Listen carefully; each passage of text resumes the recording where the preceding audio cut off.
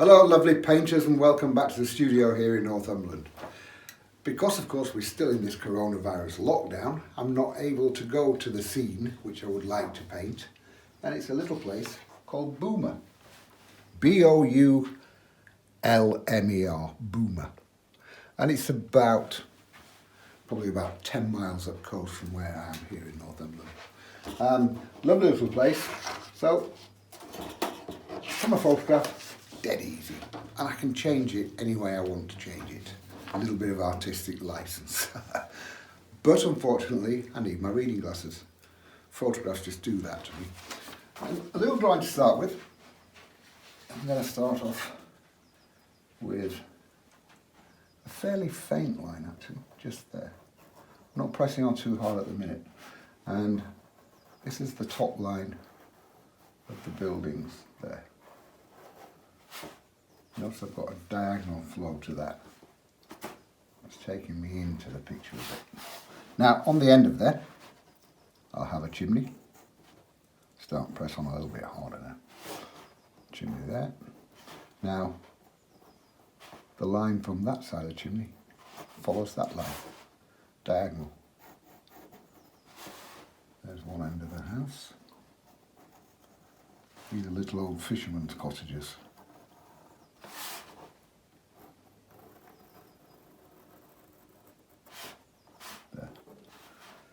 Now, there's quite a lot of chimneys on there actually, for such a small building.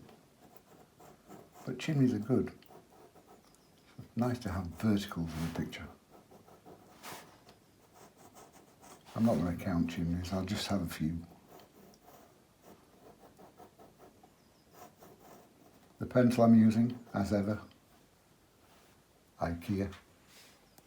I really should get a kickback from that company.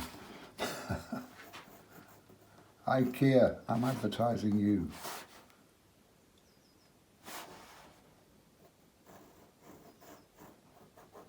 And it's got to be said, I've never been to IKEA in my life. But Gail goes quite a bit, so I get pencils. There. Now I've got a bit of a gap there. And another house starts there. I'm going to make it a little bit higher. Another chimney on the end of that. The thing is, when you're doing a drawing like this, once you've got the drawing done, the painting's the easy bit. Because you're just filling in your own pencil lines. It's a bit like painting by numbers, but without the numbers. Another line there. Another one there. Notice as well, the tops of the chimneys are getting shorter, lower as they come further down.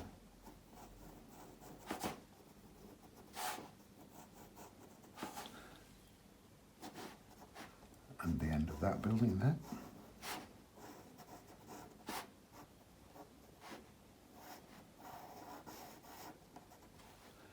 And then another one there. Lots of buildings. The last time I painted this place, I actually painted it out on location, standing there. And it's a lovely little village.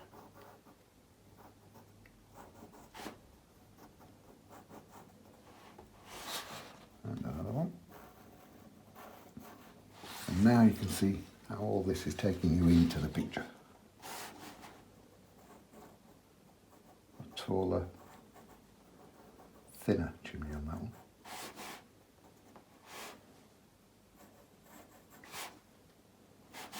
Here I've got a little lean-to on that building. This video might be a little bit longer, but you're seeing everything. Just realise that that one goes into the roof there. That's better.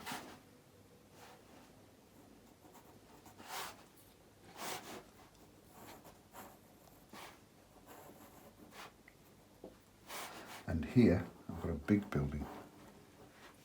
This one's double story.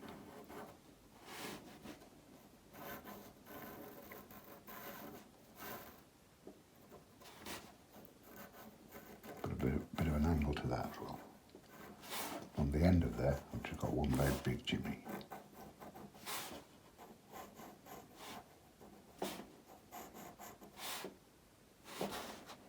Yeah, like I say, it's probably going to be quite a long video, this one, but you get to see everything. I don't like to start off with a ready done drawing because you've missed out the important bits if I do. Now, a few chimney pots.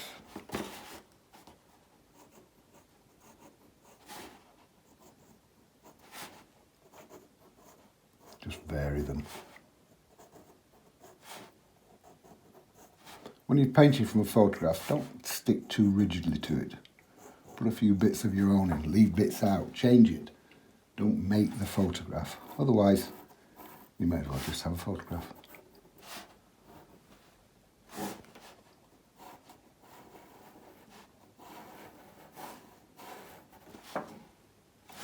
And behind there, another building, which you can just see the roof and a chimney of.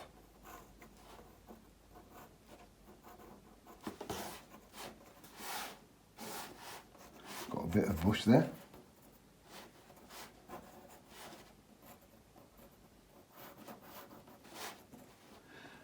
And now a few windows and stuff. Again, I'm not counting windows. Just stick a few in.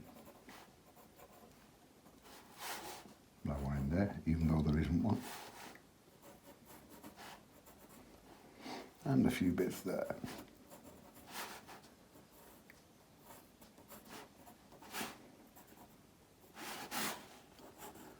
And here's the end of the main one. And like I say, these are single-storey buildings. Got a window in there.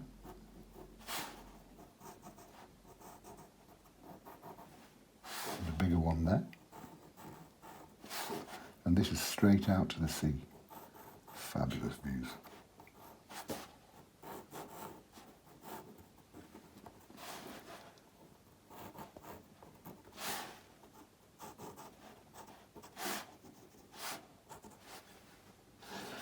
Now, a few more windows.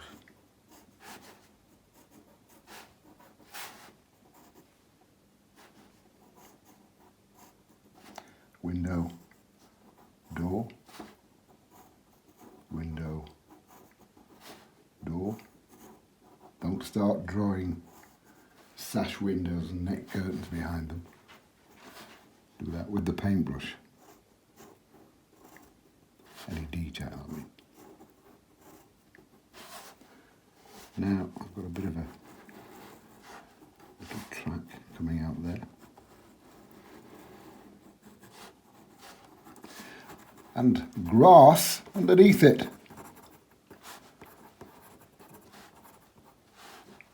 This bit of land goes up here. Bit of a bump. And a bit of a wall.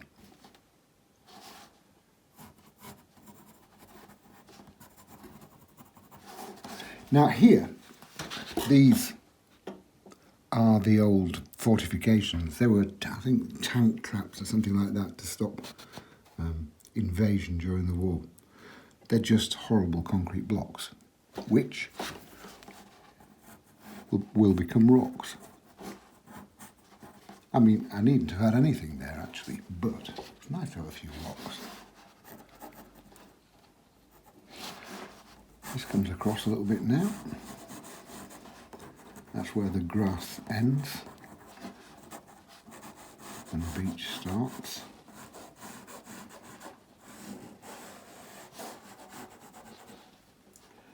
And here I've got a boat.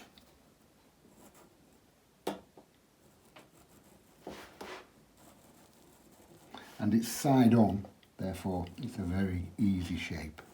Curve it downward slightly, look, and then bring it back up again. Fairly sharp end there. This is one of the old cobbles. Actually, I don't know how you pronounce it, if it's cobble or coble.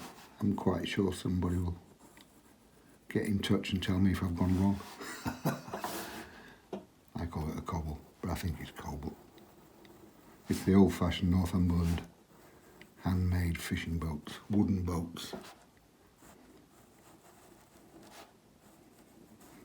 A bit further down actually, yeah, that's better. And that's sitting in the grass. I've got a mast in there as well.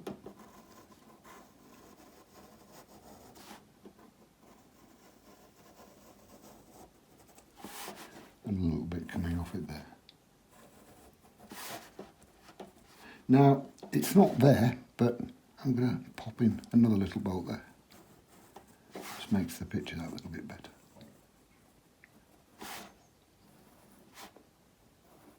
Like I said, I'm quite sure somebody will put me straight if I've gone wrong with the cobble bit, because I get so much feedback on YouTube, from YouTube videos. So much feedback. And people make some lovely comments, and I'm asked lots of questions as well. I try and answer everyone with all the YouTube feedback. But if I've missed you, I'm not being rude, I just haven't seen it. And like I say, it's nearly always lovely feedback. But there are, of course, the 1% that love to complain, just for the sake of complaining. One bloke said to me last week, "You're painting too many watercolours." Excuse me? The answer to anybody that doesn't like them is, don't watch. Simple as that. Now, a few little windows there.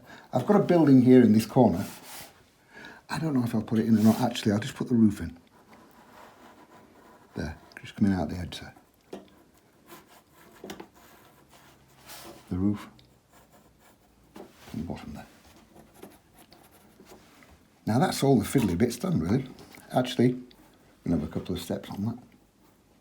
Just because I can. And here, just above that wall there, is the sea line. That's a sea line, not a sea lion.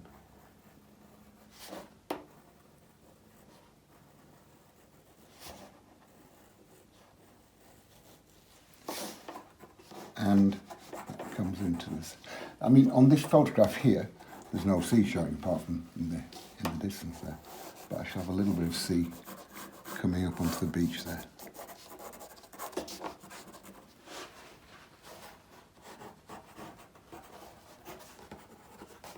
And a couple of boys there.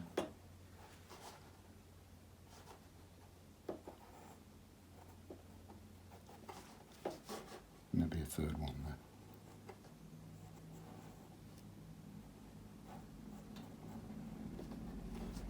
That'll do. Drawing done. Now it's time for some paint. Now, I've finished with the drawing and looking at the photograph, so now I don't need the reading glasses anymore. Hello, back to Mr. Handsome. I should wish. Now, loads and loads of paint, water, before any paint. And I'm using my big 1.5 inch wash brush here. When it comes to, you notice now, I put the photograph away because I've got the drawing, I've got everything I want in place where I want it. When it comes to the colours, I'll use whichever colours I want. I'm going to make it my painting, not a photograph. A bit there, coming down there. You don't need to be too precious about where the water goes, but the big block of buildings is easy enough to go around. Now I'm just going to mop up there, and the first colour in this, I've got a little bit of yellow ochre. The colours I'm using are, strictly speaking, student quality colours, Aquafine paints by Dale Rowney, but they're really good strong pigment paints, these Aquafine watercolours. And I've got a little bit of yellow ochre and a little bit of burnt sienna mix. I'm going to whack that in there like so. Whack, there's your technical term. Wash out, squeeze up, mop up there. Now, French ultramarine blue, I just call it ultramarine blue, but it is French ultramarine blue. Bit of that. And a touch of burnt sienna into it. plenty of water. Stick that in there as well. Now as I come further down, just skip through that yellow a little bit. Skip. I think that's a new technical term. A bit more of that, a bit more water into it. And coming down to the bottom there. Now again, wash out, squeeze out, mop it up. Again, ultramarine blue and burnt sienna. But this time, a little bit more burnt sienna into it. A little bit stronger, a little bit darker, a little bit less water into it. There, you see.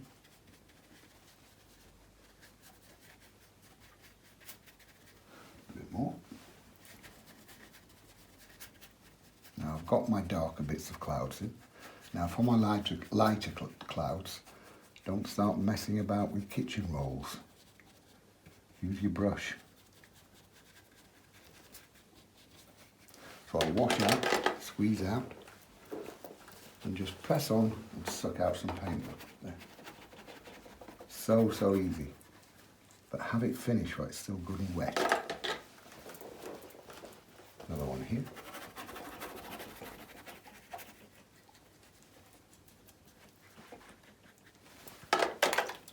Out, squeeze out. Notice I'm washing the brush out in between clouds. That way I'm still sucking paint out rather than just moving paint around.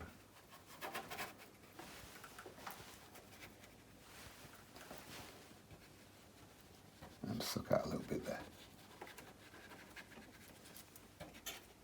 Now wash out, squeeze out, mop it up again and leave that sky to dry, because obviously the rest of the painting now, when I start off with the buildings, is up in the sky.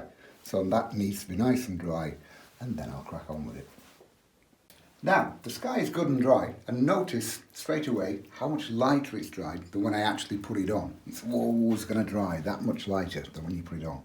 So if you want a really dark, strong sky, allow for that.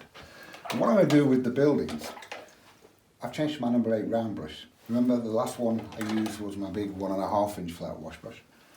I've changed to my number 8 round now, and I'm going to pre-wet the outside of this building here. I'm pre-wetting it so I can make a nice colour on the paper. And these buildings are actually rendered, so it's not a bit of a stone colour. And I have the perfect colour for using it, for making it. Plenty of water first. And I'm starting off with sand, Charles Evans sand. And just put that in there. A bit stronger. That's better. Just sand. The sand is such a useful colour. If you haven't got it already, get some. I would say that. It's called Charles Evans sand. But it is such a useful colour. It's good as a layering colour, a mixing colour. You can put it in every colour you want, and it'll lighten that colour. It's good for sand, obviously. It's called sand. It's good for beaches. A little bit of that there now. Flesh tone. You know how flesh tone is really difficult to mix. Sand and light red, you've got flesh tone. Such a useful colour, this one. Now, whilst that's still wet, I'm going to drop in a little bit of yellow ochre. A bit more. And let it spread. Now, a little bit of light red. Light red is not a red made lighter, so don't get your cadmiums and put lots of water into it and think you've made light red. You haven't. You've made your red lighter. Light red is a colour more akin to burnt sienna, really.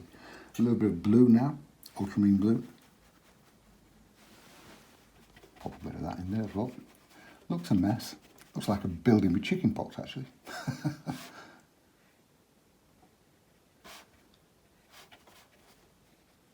Now while that's still good and wet, just with a clean damp brush, I'm going to stroke those colours together. There. And I've made a nice light colour on the paper.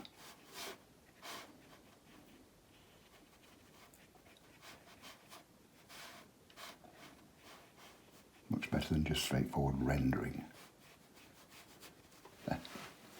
Now, a little bit of the yellow ochre and light red mixed. Got these bits here where I put a bit of sand before.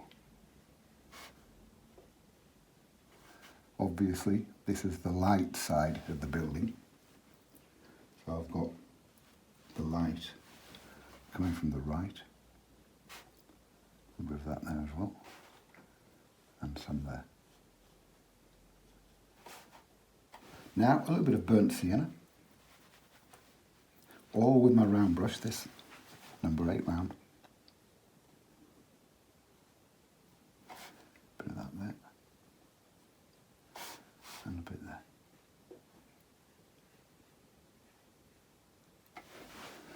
Now,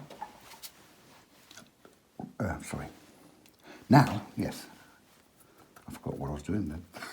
It's a sign of the age. A little bit of raw umber and burnt sienna mixed. Raw umber, again, the only brown I carry. So if I use my raw umber by itself, I've got a nice standalone brown. Put a touch of blue into the raw umber. I've got sepia. Put a bit of burnt sienna into my sepia mix. I've got Van Dyke brown. Take the raw umber and burnt sienna together. I've got burnt umber. 4 different browns from one tube.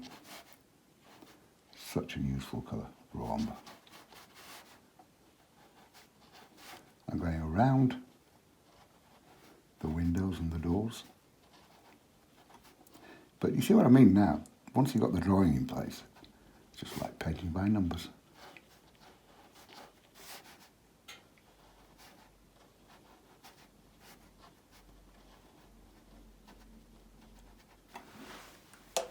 And I'm going to have a little bit of that with burnt sienna in.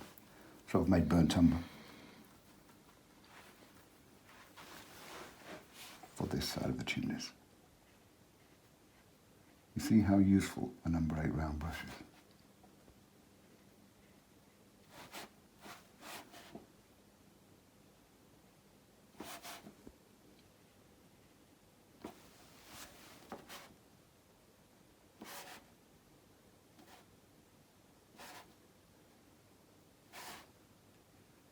The left hand side of all those chimneys.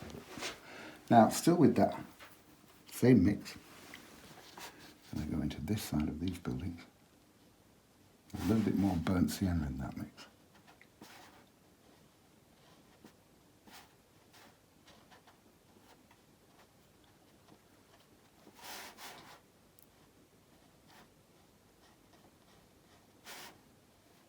Very, very simple. Just blocks, filling in blocks.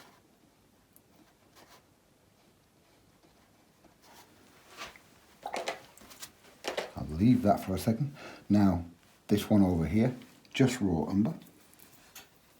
But remember I said about, watch this, look. Remember I said about lightening colours with sand. There's my raw umber. Now I've put a bit of sand into that. There. See? Such a useful colour. With that there.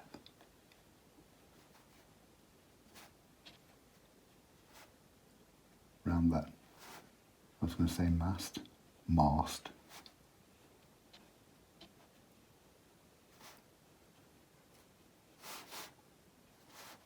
Like that. Now more water, actually, no, same colour there. Now more water into that same mix, just into the same brush full of paint. So it's weaker there. Look.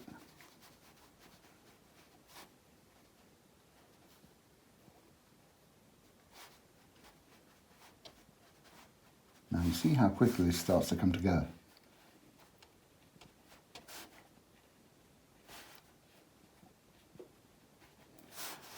few bits here and there.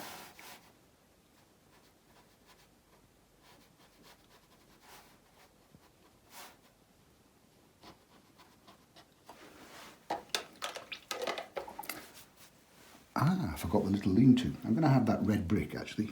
Bit of raw umber, bit of burnt sienna, quite a bit of water. Pop that on there.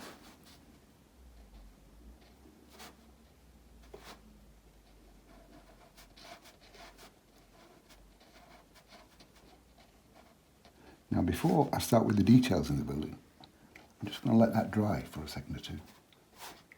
A bit more there actually. Yeah, leave that to dry for a second. The walls have dried a little bit now, so I can go in with the roofs. Is it roofs or is it roofs? I don't know. A little bit of ultramarine blue and a little bit of light red. And that's quite a mild colour for the roofs. A slate grey type of a colour. Plenty of water there. Very, very simply block them in again. And people bang on about your best quality sable brushes because they hold a lot of water. This is an Aquafine round brush that costs about £2.50. And look how much water this holds. But what you can't do with your best quality sable is knock hell out of it like I do with these brushes. They'll stand a lot of abuse. But like I say, still that same brush full of paint, and I've filled in that whole roof. And now I shall carry on to the next roof with still that same brush full of paint. There, see, straight in. That's how much water they'll carry.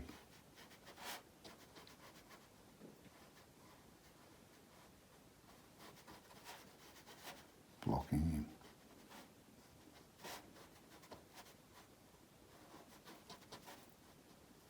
But everything's all, plenty of water into this. Everything's all nice and soggy. Keep it all soggy.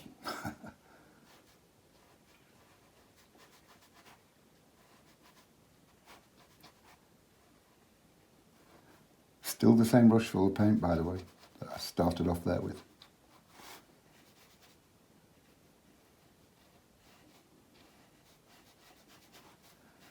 And now, carefully around that little mass there.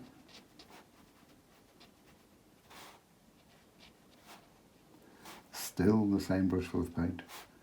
And in fact now, I don't want as much paint on it as is left.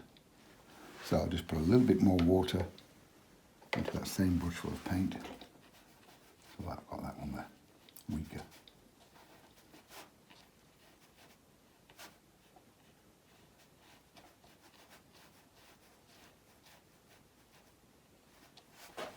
Back to that same colour again. In there. For that little bit of roof sticking out.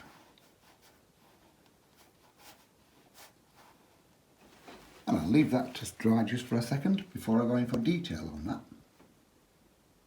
To paint that roof there, so I want that weaker. There, I'll do. Now, still with my number 8 round brush, I'm just going to paint some chimney pots, a little bit of light red. Just make sure I haven't got paint on my hands. Nothing worse than sticking your hand in the sky and there's a big blob there. Now, you can always cover things with a few seagulls, but they would be seagulls, not Lancaster bombers. And if you put a big blob in the sky, it's quite difficult to get rid of. So you just have to wash it out again. Bit there.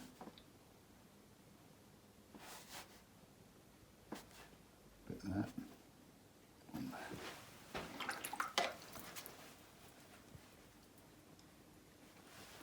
And now it's into windows. And what I'm doing for this one, look, ultramarine blue, touch of burnt sienna. nice and dark, but not black, because of course that's the way to make black, ultramarine blue and burnt sienna. And what I'm doing here, we'll just have a single window in there, and I'll have 4. 1, 2, 3, 4, but just leaving a little bit of white paper showing through in between each stroke, like so. On here, doesn't particularly matter, just a few blobs. That's another technical term. I'll have 2 on there.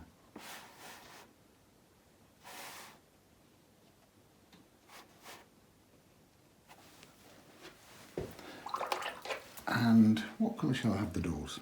I know, one of them, that one there, will have red.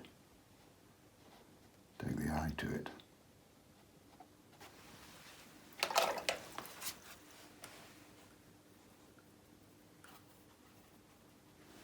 That one will have green.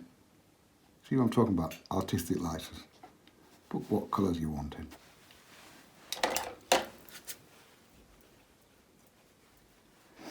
Okay, actually,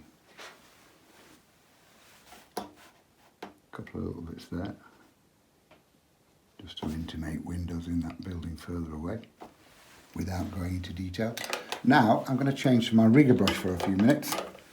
Number 4 rigger brush, and again ultramarine blue and light red, but this time a little bit darker, a little bit less water into it. And I want to give the impression of a tiled roof, but don't start painting individual tiles. Look, it's a few squiggly lines, broken squiggly lines. But interestingly enough, importantly, they are following the line of the top of the roof.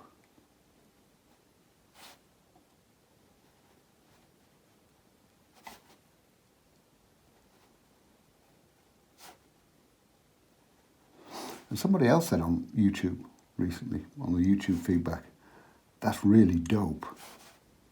And I thought it was insulting me till somebody said that dope's really good, actually. I'm too old for those terms. A little bit there. A few bits.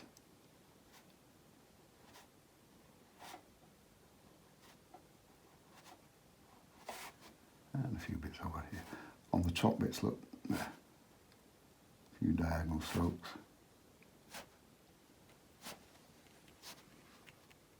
Because next in all these buildings is all the shadows that go into them.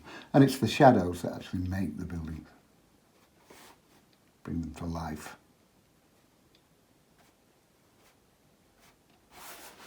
That will do for those, I think, really.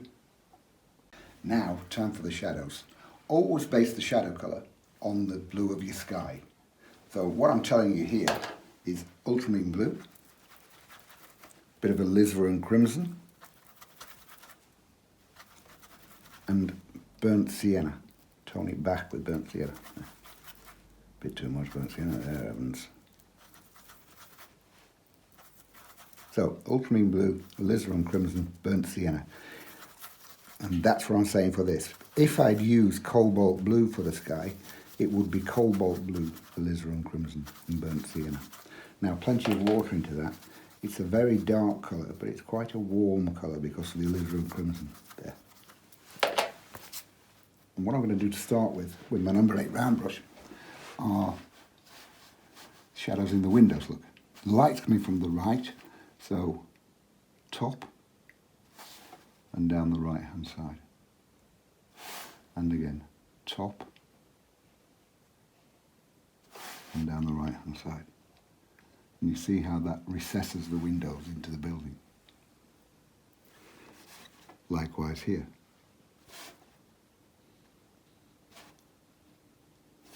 Top and down the right hand side.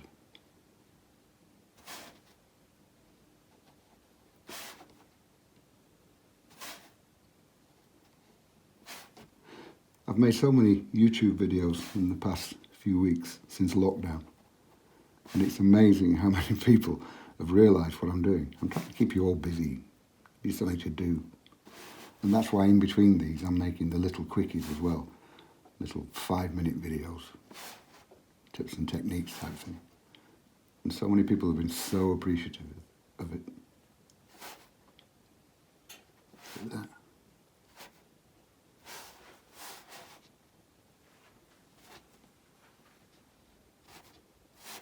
And one in there. Now, where the roof meets the building on these buildings, this is quite scary, this. Be brave, go in with it, nice and strong. Big dark hard line where the roof meets the building, look. That really makes the roof sit down on the building.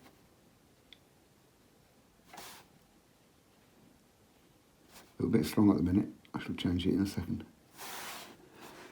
But again, on some of the chimneys,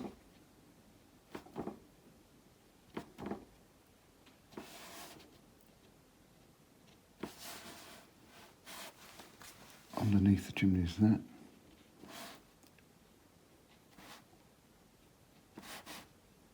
Just a touch. Now, like I said, I'm going to change that. Clean damp brush, where I've put that big dark hard line, at the bottom of the line, soften it. Look. That way you're still seeing the windows through that dark colour.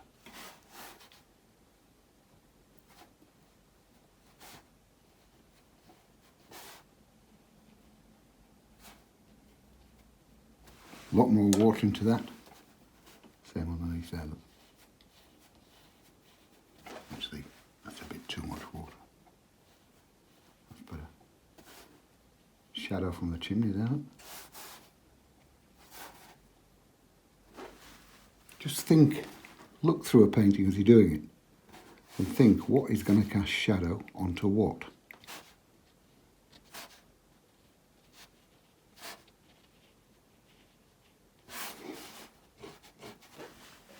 Nice and dark in between there.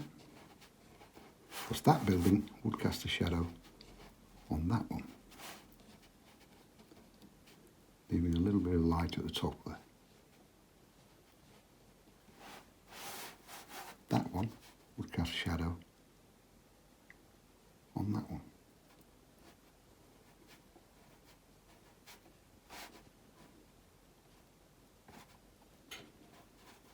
And in between.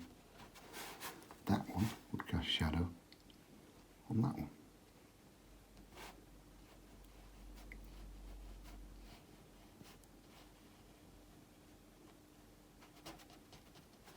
Now, a little bit more water into the shadow mix and give those buildings a bit of age. Bish bash bosh. Technical term. Bish bash bosh. Now, just with a clean damp brush, stipple on.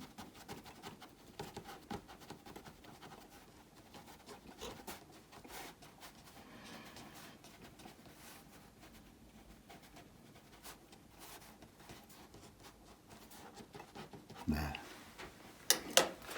Now, a little bit of age on the side of that as well. A little bit of age is just dabbing on some shadow colour.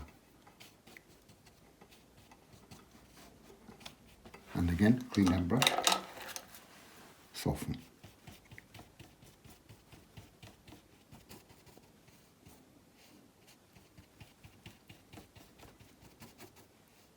Don't be afraid of doing that kind of thing.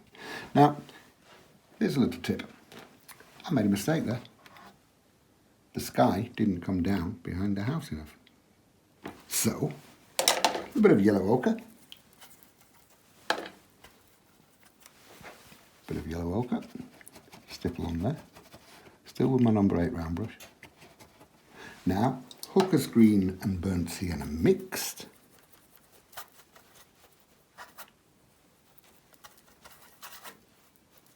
Hooker's green by itself, never use it by itself, it's a horrible colour. As a mixer, however, mix it with every other colour you've got. You've got loads and loads of different greens. carefully around my lean-to, carefully around my building there.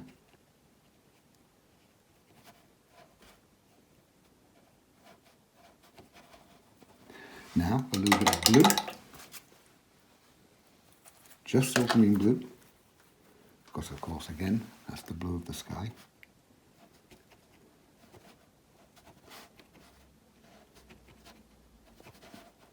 There. Easy peasy, mistake rectified. And that's all the building's done. No one told me. I said I finished all the buildings. I've got that little bit there. Again, raw umber. I'm going to have that as a dark one. Actually, raw umber and a touch of burnt sienna. Just have that a little bit darker. There. And I shall put some shadow into it underneath the roof once that's dried.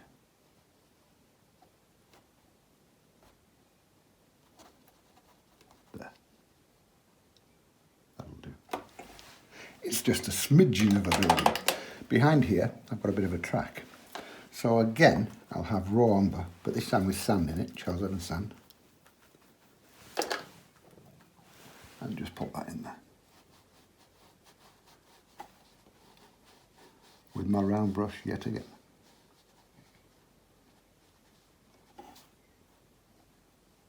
There.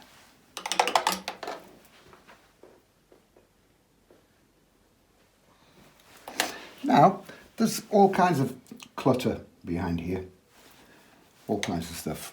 I'm going to make this grass. Sorry, if you're down south, grass. And with my round brush, what I'm doing, split it, look, this is what I said. These brushes, you can really give them some abuse, and they'll take it. Stipple on with a bit of yellow ochre there.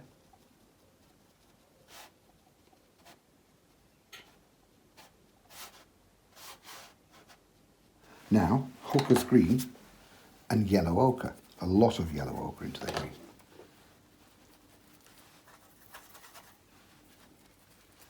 Like that. Again, split the brush, like so. Well and truly split. And stipple on.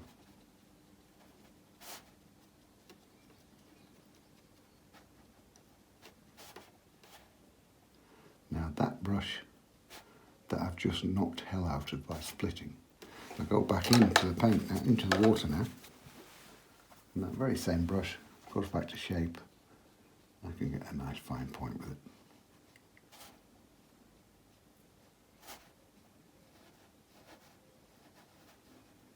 There.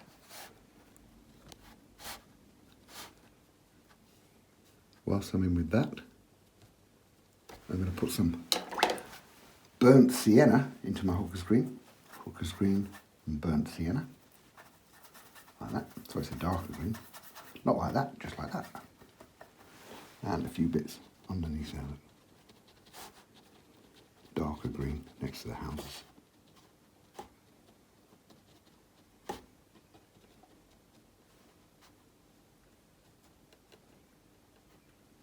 And that helps to frame the bolts a little bit as well, with it being darker.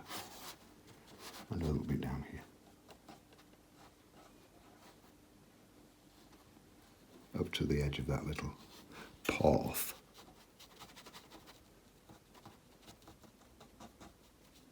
Now a little bit of blue, just ultramarine blue again. And I have a little bit of that in here.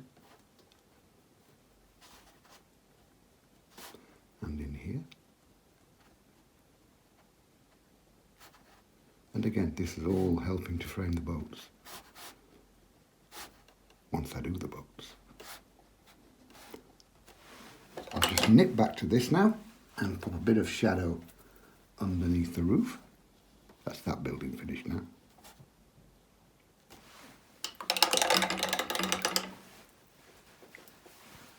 And softening.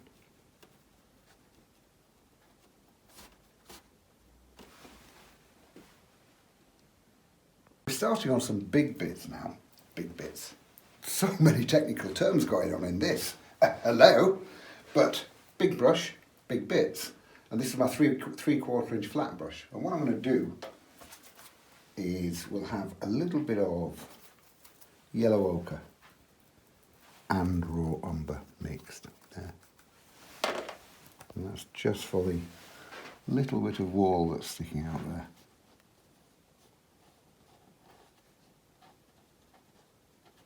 There. Now, that's like I did with my with my number 8 round brush. I split it for the grasses, for the grasses. I'm going to do the same here, look. Yellow ochre first. And then with that 3/4 inch brush, split it. These brushes are about, my set, are about 2 years old.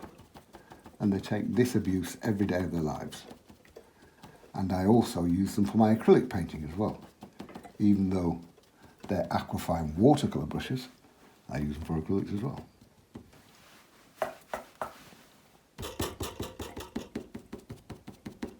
Stippling.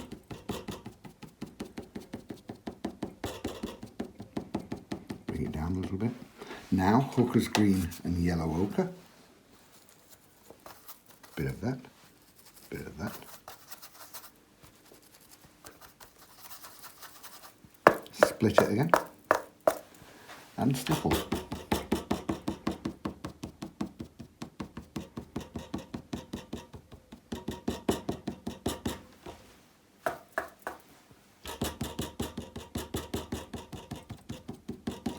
Actually, it was a lady a few weeks ago on YouTube that asked me if I could paint Boulmer Beach. And as it so happened, I'd already planned I was going to paint Boulmer Beach. So I hope you're going to watch this one. I've forgotten your name, sorry. Now a little bit of blue. And again, split the brush and stipple. Just here and there.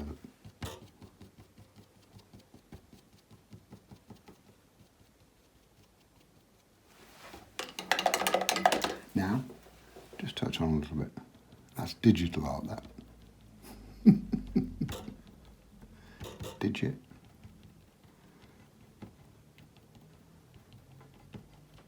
There.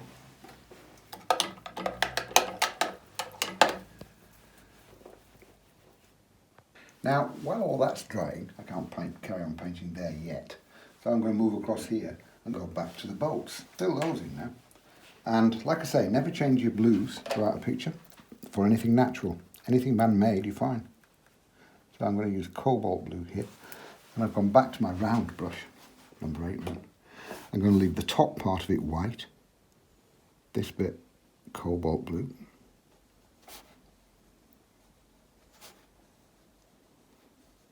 Like so.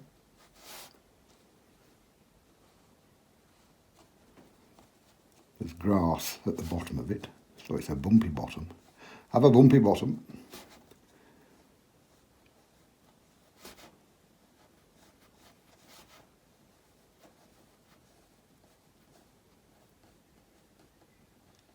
Now I'm going to have there's a strip of white underneath the blue, followed by a tiny strip of red.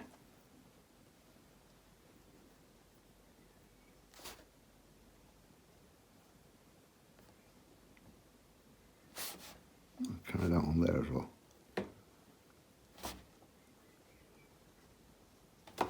Now, actually, I'll just finish off that bit there. The bottom of the boat is white, which I shall put in shadow in a minute. The other boat behind, I'll have that ultramarine blue with a touch of burnt sienna. So it's like a navy blue, which is quite fitting for a boat, really. Navy. I talk some rubbish, don't I? Please, no one agree. A little bit ultramarine blue and burnt sienna there. Around this boat here.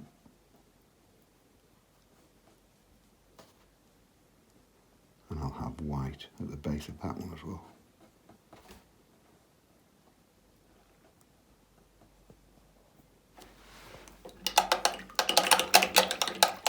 Now again, like anything else, what makes the boat, the shape of the boats, is the shadow that I put, like on the buildings. But first, I'm going to do a few, nautical term coming up here, I'm going to do a few jiggly and wobbly bits on the top of those boats. So again, ultramarine blue and burnt sienna, as a black this time. And with my rigger brush, my number 4 rigger brush. And now, excuse me, now I've used all of my brushes because I only use 4 brushes in total.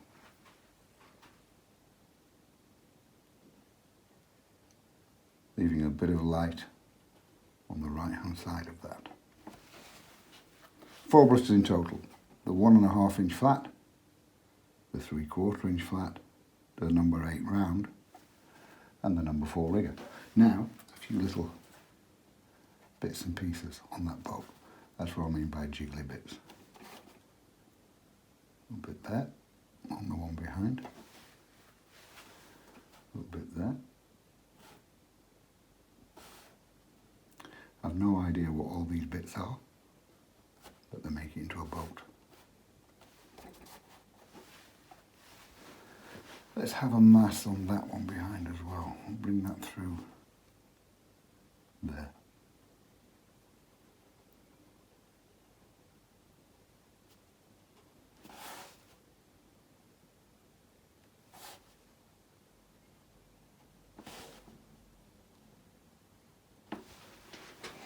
Now into some shape for those. So again, it's back to the shadow colour. Ultramarine blue, alizarin crimson, and burnt sienna.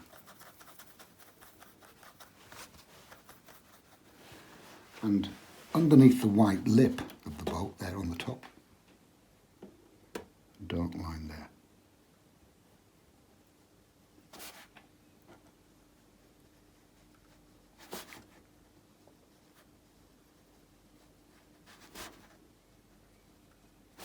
And some down the back. Then soften it out a little bit here. A little bit darker there, with the shadow colour there, look. Now a lot of water into the shadow colour. Give that boat a little bit more shape. Bring that down like so.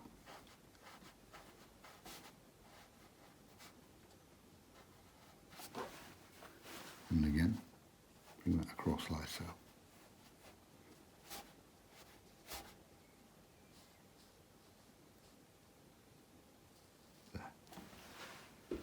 Boat's done. Now it's all big foreground bits. So back to my 3/4 inch wash brush again. And I'm going to start off, actually I'll start off with those rocks there. So I've got a little bit of yellow ochre.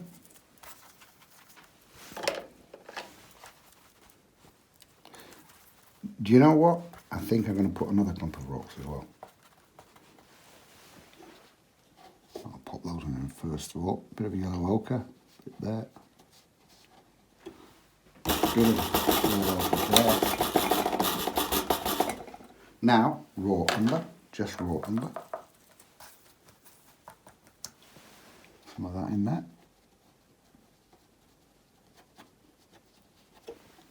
And there. Now, like I say, don't use manufactured black, make your black. And look, here we go. Ultramarine blue, burnt sienna, a bit more blue. There you go, got your black, straight away. Another nice way of mixing black is alizarin crimson and hooker's green. That will give you a nice black as well. A bit there, and again, same on that. Now, with an old card, just scrape those in, look.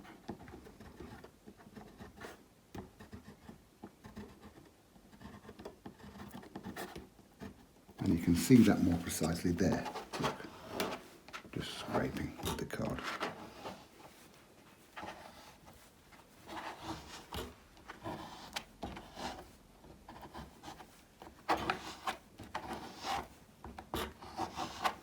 There, rocks.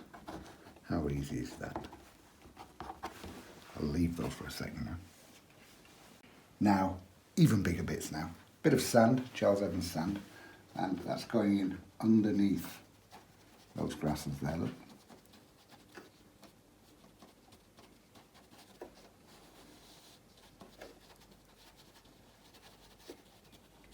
And a bit there. Now, still with the sand, big broad strokes here, look. Actually, that's sand with a touch of raw umber into it. I say that because I have some raw umber on my brush. Don't go around the boys, you'll still be able to see them.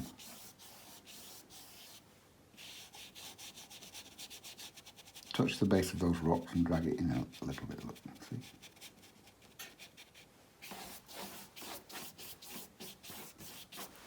Bit more water into that.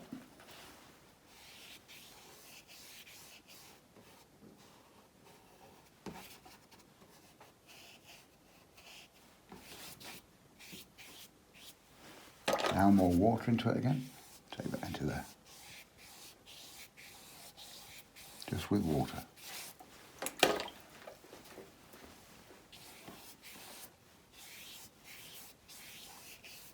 Now a tiny touch of raw umber into the sand. A few bits there.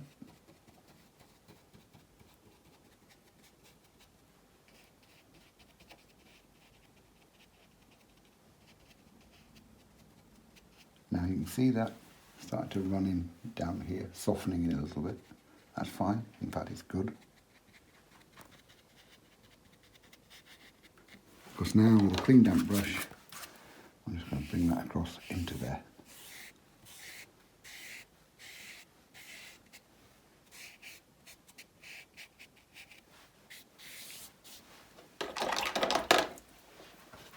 Now, tiny touch of yellow ochre on top of the sand here and there. Just a couple of touches here. Yeah. Maybe a bit stronger. Yeah, that's better. And again, wash out, squeeze out. Soften that in a little bit.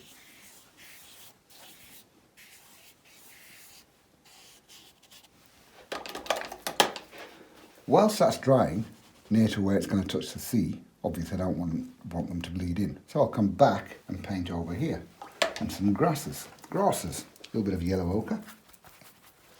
Again, with my 3/4 inch wash brush. Yellow ochre there.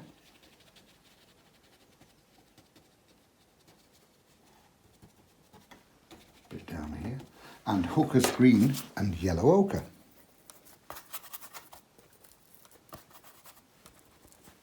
Like so. A bit more yellow ochre, that's better. And again, pop some of that in there as well. Leaving bits of the yellow ochre showing through underneath.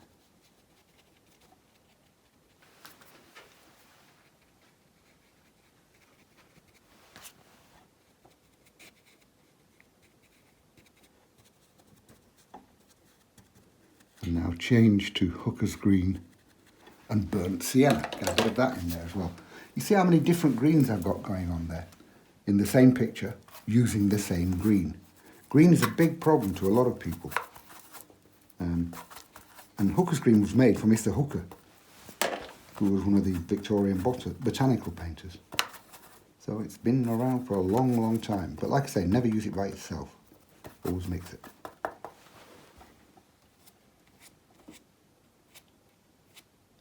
Flicking up with that big brush.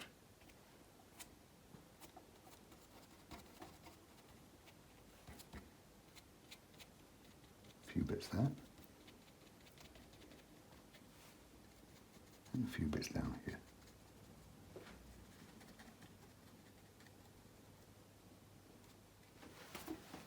And again, flick upwards.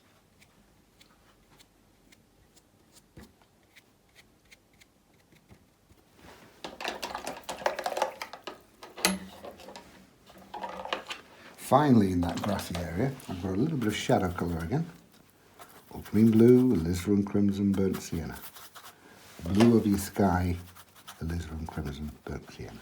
Where the grass meets the sandy bit, I'll drop a bit of that in there, look. And going up into the grass a bit as well.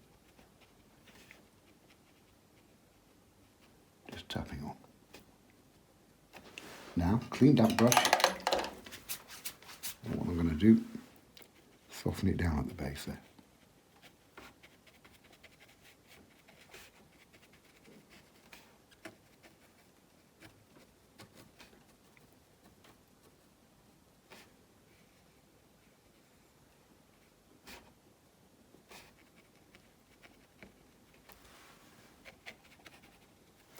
Now, a little bit of shadow here as well.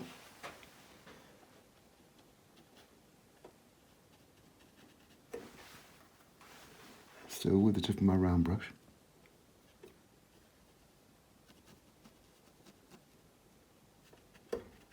And a bit of shadow there, behind those rocks.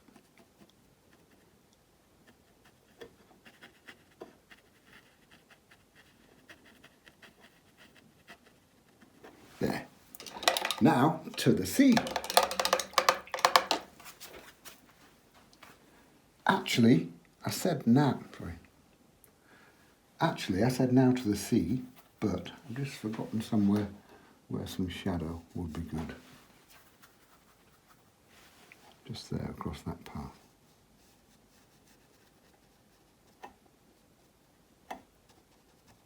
There, that's better. Soften that out with a clean damp brush again. Keep looking at a painting. See at bits that you've missed or bits that you want to change. Yeah, that's better. Now to the sea. And it's back to my 3/4 inch wash brush again. So, quite a strange mix this, but again based on the blue of the sky. Ultramarine blue, a touch of Hooker's green, and a touch of burnt sienna. So that's blue of your sky, Hooker's green, burnt sienna. Plenty of water into that. And with the sharp, the flat wash brush, I'm just going to come across here.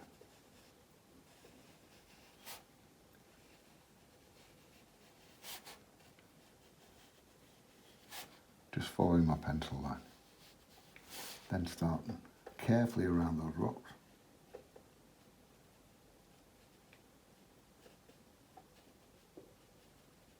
So then as I come further forward, I'm going to start and leave a few white bits showing here and there as well.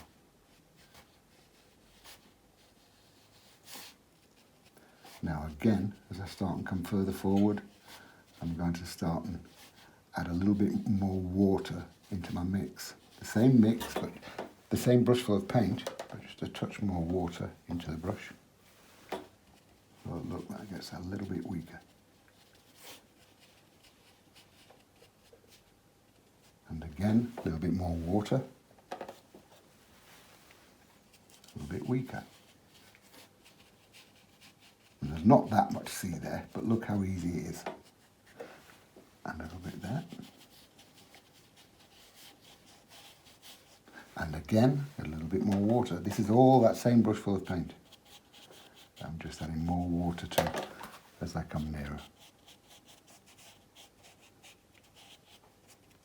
And I shall go back into that in a second, once I've done my boys.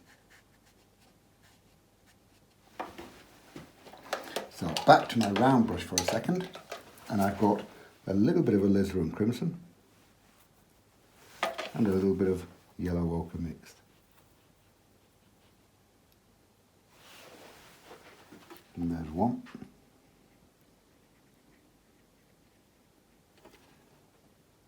There's a second and a third.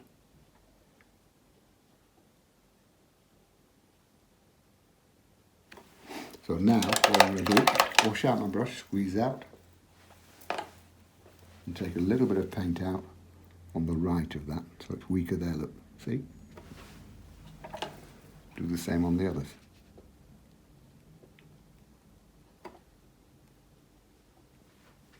Just sucking paint out there. Now, a little bit of black, ultramarine blue and burnt sienna. I bet you're ready for a cup of tea after this. I know I am. And if you really think I'm going to drink tea, have another think. It's going to be wine. A little bit of black there, a little bit of black there, and there. Now, more water into that. So I've got dark underneath it, and drag that across a little bit. See? And the same with those two, bit of dark there, and drag it across a bit.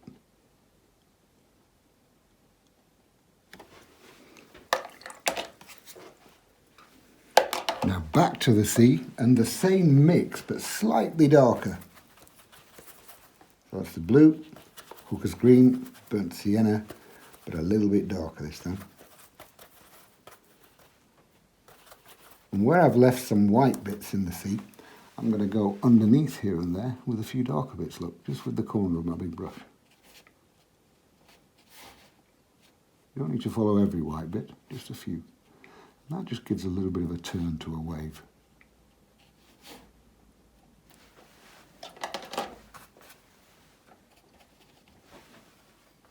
And a few little bits in there as well. Yeah.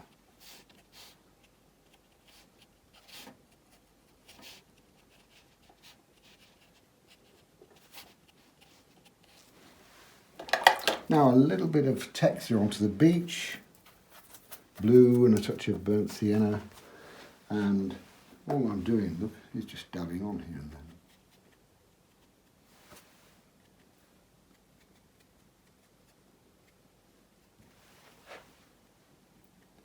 Just a few touches.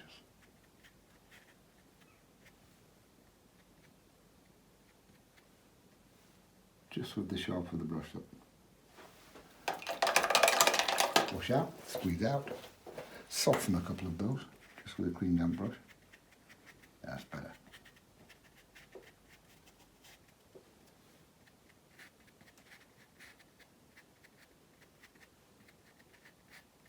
And finally, back to my rigger brush, and black, ultramarine blue and burnt sienna.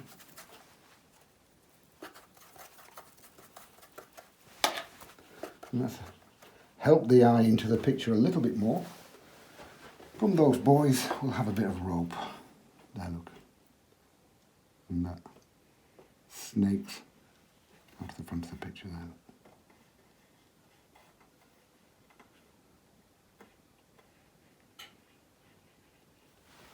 And finally,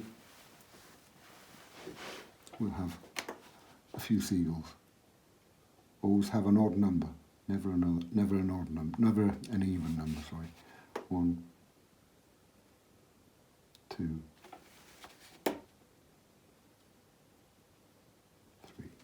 And there we go. All I need to do now is take the tape off.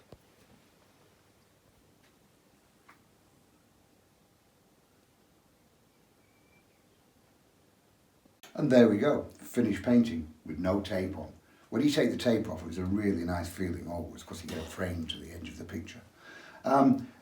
Very few bits of materials used, bits of art kit used for this. 4 brushes, and I only carry 8 colours in total. I don't think I've used 8 in there. No, maybe I have. But I only ever have 8 colours. And as I said, these that I've used today, Aquafine, student's quality paint, and these are about £1.80 a tube. And as you can see, they're really good, strong, pigmented paints. They're lovely paints. Aquafine brushes, just the 4 of them. I've told you about those. And as you can see, my well-abused set is still going strong. There's, I've got a book out which is Coastal Landscapes, and actually very useful if you're into painting boaty type scenes, or basically just coastal landscapes. This is the book, and it's got a little rubber band down there, but I don't know what that's for, to be honest. But you've got the watercolour paper with the drawings done on it in the back.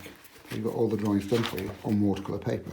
If you don't like that idea, then just draw it yourself from those guides. And everything is in stage by staged, all in there. And that's Charles Evans' Coastal Landscape. And that's a really useful book. But another fabulously useful book, one that everybody needs to have, and so many people have bought, is the Charles Evans Pocket Book, Watercolour Tips and Techniques. loads of tips and techniques in that little book. And it's only a small book, you can keep it in your paint bag.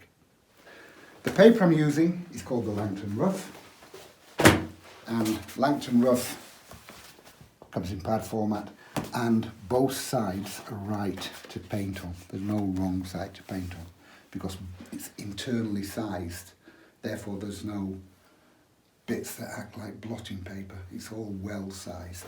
Good, lovely paper.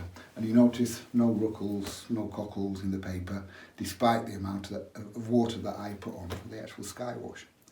It's all available on my website, charlesevансart.com, and I hope you enjoy having a go at this one.